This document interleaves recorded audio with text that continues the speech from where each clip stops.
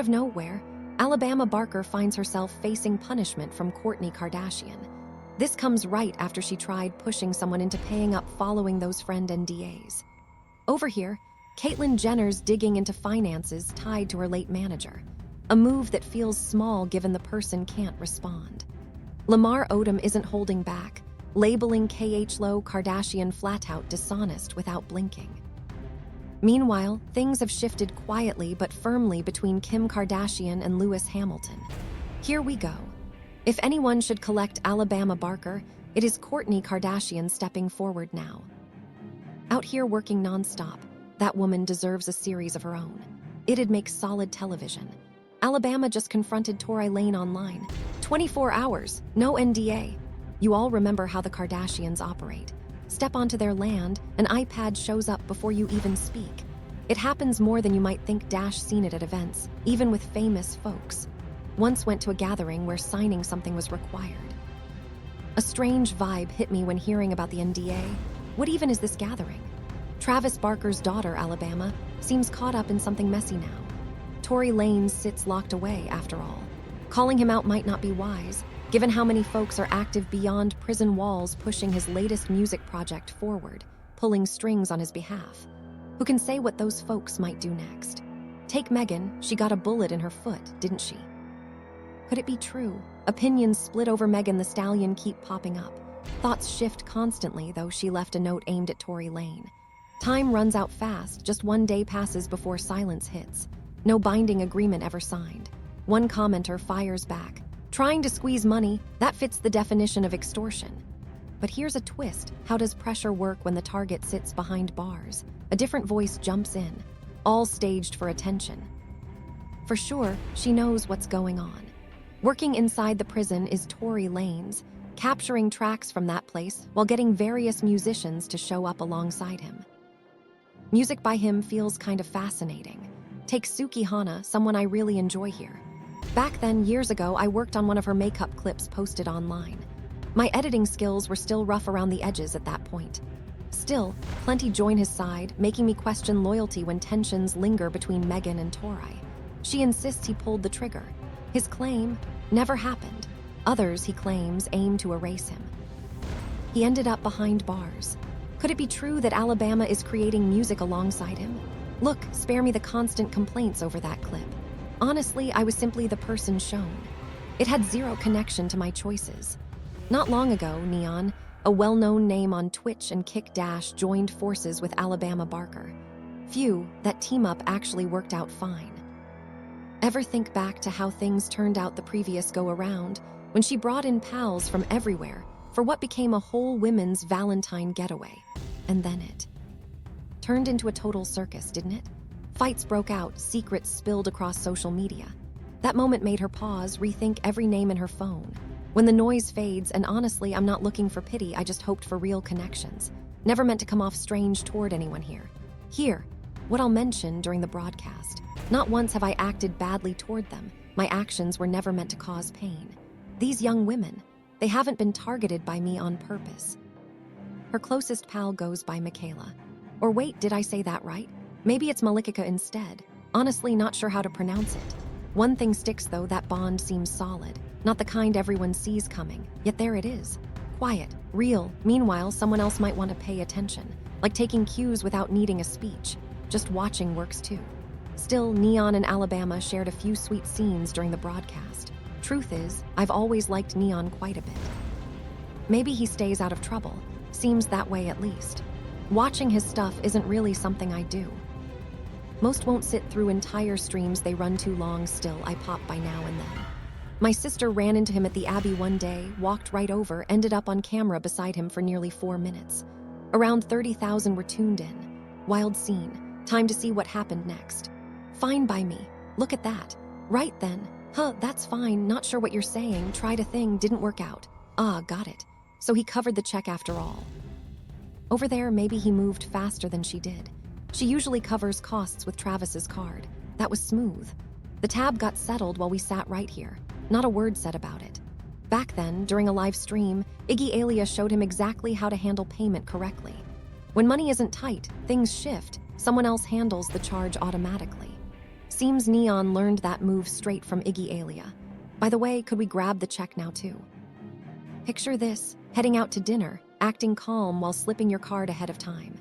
That way, the bill just disappears, never shows up on the table. Only then does it feel truly sorted. The receipt vanishes because foresight handles it early. Back in Neon, Alabama, something soft is unfolding between them. Not loud, more like quiet glances across the room. When asked what rubs him wrong, he says nothing fits that description anymore. Gifts arrive, a bag worth 10 grand, French label stitched clean. Money talks there, matching numbers matter just as much as feelings. Greetings float in late, casual but timed. You spend time cooking, then head out for a game of pickleball. After that, there is a daily workout to finish. 11 o'clock comes around, so bedtime starts early. Nights are quiet, no parties, just staying put indoors. That makes an impression. No person is perfect after all. Each day slips in a fresh lesson without warning. The entrance needs opening, I'll handle that part. Just wait 2 breaths. Now that stands out, he really treats people right. An old habit passed down from father to child taught that move. She would do well with someone who acts that way. Watch how he blushes. Start by saying hello. The next step is asking. Knives and plates don't work together for him, not even under pressure. So slicing the meat falls to me since holding a fork steady isn't his skill. He does this thing now that I can't stand to see. Right. That is why I said I hate looking at you slice it. You sliced my steak. I was the one who cut your steak. Appreciate it. Honestly, they work well as a pair. Someone out there says, I support this. Hope things work out well for that pair. Really sweet how much she seems to care. Lately, plenty of streamers have been forming connections quite often. Take Civicular, and whoa, Vicky attention grew fast when something clicked during one of their live sessions. Truth is, I'm skeptical. They might simply be having fun together, nothing more. Yet Alabama gave off vibes like she was truly into Neon. As for him, impossible to tell what he feels. For a while I believed he liked Iggy Azalea. Your thoughts on that? Remove the glasses now, she's not altering how he appears already. Unpleasant. As in poor, exactly. As in decent. All right then, that looks much improved. Well, actually, there is something I require from you. Wow, that just happened. Here's the thing, I really want you around. Seriously. Are you actually doing this right now? Why bring me here of all places, a workout place? What matters is building strength. You have to start looking stronger. So this spot where you come to move your body, it's this one. Hold on, got it. Now she removes his glasses. Leading him inside, she says he must become more solid. Stop. She's reshaping who he is already. Hey, take a breath, Alabama. Some days it feels right to accept people exactly as they show up. Each morning, really? Sure. Think about those moments when their whole vibe just flows. Kinda just casual, you feel it. Here's an outfit I really like. Gotta dig up a photo real quick. Should I take that off again or what? Nah, leave it on, that stays. Cool, appreciate it, Chad. A person sent me clothes so I could wear them when dressing up, then share thoughts later, hold on, wait. Someone else mentioned she gets the vision now. Truth is, she's improving things, spotting what might happen next. It's nice to watch. Yet between those sweet scenes, the tender exchanges, a strange situation popped up when an NDA appeared. Not Tory Lane again. Definitely not threats or secret demands, just paperwork tied to Neon entering Kourtney's place. Word got out during the broadcast that Alabama shot some footage with Kourtney earlier, which likely means their joint segment will drop at some point. Oh wait, aim the lens here since there. I head over to hand it to iPad. Never saw that coming, just stays inside these walls. Means no shield for me at all, not meant for my benefit anyway. Walk out while dropping words without care, nothing to stress over though. Feels like a silent rule tied to the place itself, almost as if speaking against the home is off limits. It won't work. Those are simply how things run here. Still, kind of odd, right? Filming isn't allowed. Speaking against the place is out. Imagine saying, hey, there's dog poop. Nope. Out here, folks tend to enjoy gardening or similar hobbies. Each one needs access through login steps first. This image right now remains uncensored, though we will blur parts soon enough. Almost all of Alabama got marked off by someone earlier. That hairstyle looks tangled beyond repair. Yet there she stands, wearing something so odd, rear clearly showing, honestly, nothing compares. Really, those bike shorts are close to being nothing more than a dare. They kind of look like riding gear gone minimal. Someone tossed out they remind them of Bianca's bold moves. Makes me think maybe. Something feels off about how tight that family circle really is. Take Kanye West or even Bianca. Has Alabama-Barker crossed paths with either? Hard to tell. Rewind slightly though. That sweet moment between Neon and Alabama during their live stream sticks in my mind. Thing is, I skipped mentioning something. Neon's got someone now. Daniela, that's her name. She happened to be watching. Let's just say the vibe didn't sit well with her. These days, Daniela put it simply. Honestly, fighting over someone isn't my path. Should he go live with her and enjoy that connection, I respect it and I'll back away. Simple chat, I ain't tripping. Pretty much saying if he likes Alabama and he's again to her, then I'm going to step back. Like it's cool, I'm not going to make a big deal out of this. And when he reads this message, he just can't contain himself. Daniela said, respectfully, I would never compete for a man if he started streaming with her and likes her. I respect it and I will back away. Simple chat, I ain't tripping. If it were me, I'd feel uneasy. Daniela's position makes sense when you're treating people like shopping sprees. They mentioned a dating vibe creeps in. Imagine expecting gym sessions, fresh clothes, even a full look overhaul. Almost like getting someone ready for Sunday dinner with relatives. Right after that first live stream, they showed up side by side once more, Alabama and Neon, at a hoop game. Naturally, Danielle feels it. More outings, more streams, always her. There is still Kardashian stuff piling up. In fact, out of nowhere, thoughts turn toward family ties and then shift straight to Caitlyn Jenner. She claims close to $450,000 are due to her. There was Sophia Hutchings, lived under the same roof, handled things behind the scenes. Maybe more than just friends, details stay unclear. Then came loss, sudden and heavy. These days, money talks, and Caitlyn wants what she believes belongs to her. Caitlyn carries more than enough cash, yet her lawyers have moved against Sophia Hutchings' estate. Back in November, she filed demanding repayment, more than $400,000 gone missing, according to court papers. Back on March 27th, permission came through from Hutchins' estate. That means they're okay with covering the sum, based on papers E&E got. Jenner, age 26, said Hutchins left behind big debts, credit bills, cash pulls, attorney costs, things like that, the records from the lender show. According to court filings, Jenner stated repayment was promised before Hutchins passed. Part of it already handed over, $75,000 going toward legal work. Turns out Sophia supposedly owed Caitlyn something close to $439,000 is what Caitlyn says she should get back. This amount comes from money spent on Gayan's credit cards, apparently by Sophia herself. It might be paid by the family or maybe by those owed something. Refund claims cover everything bought that way. Grieving could take a while, sure, but this matter moves forward anyway. Truth is, she passed last summer right near Caitlyn's place on an ATV. Riding fast uphill, out of nowhere a car appeared ahead. Not sure whether she saw it coming. Something went wrong, maybe a brake failure, nobody knows for sure, but Sophia crashed into another vehicle. After that impact, her car dropped off the cliffside, falling nearly 350 feet before stopping in twisted wreckage. Her body was badly damaged by the force. Caitlyn showed up soon afterward, visible but quiet. She wasn't screaming or crying, just there, expression blank. Understand this moment clearly. It stays with me because few endings feel more heartbreaking. Say a silent word if you need to. For Sophia, gone too fast. Watch closely now. A wreck on a Malibu road ended everything. It began with a late afternoon ride. Sophia Hutchins, 29, moved slowly down Decker Canyon Road on a Polaris ATV. Behind her, another vehicle approached too fast. There was no time to react before the crash sent the machine tumbling over the edge. It fell until it struck pavement far below. Paramedics arrived only to confirm what first responders already knew. Death came instantly. Once chief executive and guiding force behind the Caitlyn Jenner Foundation, she also stepped into view on I Am Kate. Silence followed the accident, weeks without words from those close to her. Then, 2 full months passed before one voice broke that quiet. It happened only a while ago, Sophia, someone close to me, died suddenly in an accident. For 7 weeks now, grief has been what fills most of my days. That is where I'll stop. A voice came in saying, that feels wrong somehow. Such chaos around something like this. Another thought followed. Should it be about cash when you're able, not if pain weighs heavier? Certain moments shift what matters. True, good luck saying that to Kim Kardashian.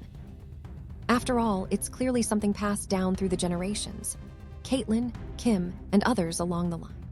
Some folks wonder if they're truly family or just pretending. Magic shows often hide what's real too. Now it turns out Kim Kardashian is dating Lewis Hamilton. Maybe he'll stick around longer than expected. Sightings popped up lately in Tokyo. They zipped through streets inside a car built for racing. Speed blurred the city lights behind them. If I were Kim, fear would hit hard. Yet being alongside the top driver globally might ease things a bit. Someone mentioned to people that Lewis carries himself calmly, full of positive vibes. He fits well with the family. Really, Kim is drawn to him. Though work fills their days, they make time whenever they can. This isn't something light or passing. Holding Kim's attention isn't easy, yet he does. Curiosity pulls her in, steady and clear. True, I'd probably think the same. After all, she's traveled abroad a few times already with him. Chances are they're flying on his private aircraft. It takes serious closeness when you're stuck together for hours midair, say, heading clear across to Tokyo or somewhere just as far.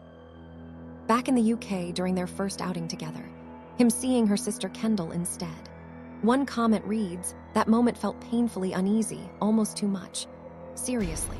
Watching Kendall at the Super Bowl was rough ex-Bad Bunny on stage, her sibling beside Lewis Hamilton, someone she briefly connected with back at 19. Not sure your age, yet whenever memories of my own late teens love life surface, a shiver runs through. Hard to imagine otherwise. Kindle might be low right now. In case you missed the Let's Get Into It show from last Wednesday, maybe tap like. Hitting nearly 300K on my channel has me buzzing. That number means a lot. The clip will sit down in comments soon. Liking it would move things forward, simple as that. Here, how it unfolded back then. Moving fast here, yet hopping you'll find time to see that episode since we covered it fully within. Some video snippets floating around. Mostly though, KH Lo and Lamar put out a film together. Not sure why they teamed up honestly makes both seem worse off. Then there's KH Lo saying Lamar's father, Joe, allegedly tried turning off machines just to grab inheritance cash. Am I convinced KH Lo invented that claim? Nope. Back then, perhaps things felt intense enough to stretch the truth just slightly.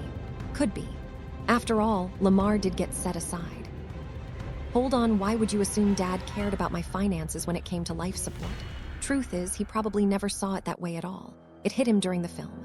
After that, space opened up for real thought. Then Joe spoke plainly. No life support. Turn those machines off. And I remember walking in around that time, and I kid you not, it was a scene out of a movie, and I'm like, "Sorry, Joe, I'm still his wife. What do you need?" And Joe wanted a pair of Nikes, and $100 sat on the table inside a hotel room. Then Joe walked out, gone without returning. Later, footage showed Joe ODM prepared to grab that bag, ready to take it. Such behavior feels twisted to some viewers. In the film, Chloe speaks plainly. When things got hard, she saw her role as standing by her partner, no matter what. She felt responsible for being present. Doing whatever possible became her focus, to give him the strongest shot at recovery. Her own judgment meant more to her than advice from others around him. One viewer adds simply, "Chloe is telling the truth, fully." Out of nowhere, Lamar Odom claims KH Lo Kardashian lied. Where was Joe during all those times KH Lo looked after Lamar? That accusation feels shocking. She once shared how your father suggested removing you from life support. At that point, I was unconscious, barely aware of anything happening around me. If you've ever met Joe ODM, you'd understand those words wouldn't match his character at all. He always stood by me, more than anyone else did. Honestly, it's hard to picture him saying such a thing. What changed? Or who's really behind this? That was misunderstood, maybe even twisted somehow. It doesn't sit right with you. Honestly, maybe it's easier to pretend it didn't happen that way. Truth is, I struggle imagining him doing something like that ever. Lamar should probably pause, reflect, before calling out KH Lo over honesty. He might benefit from talking things through, maybe with his dad, maybe with someone trained to listen. Yet here we are, waiting for your thoughts on this clip down in the replies. We moved on. Every corner of the Kardashian world spins wild. Hope it hit right for you. Next time comes quick. Catch you then, folks.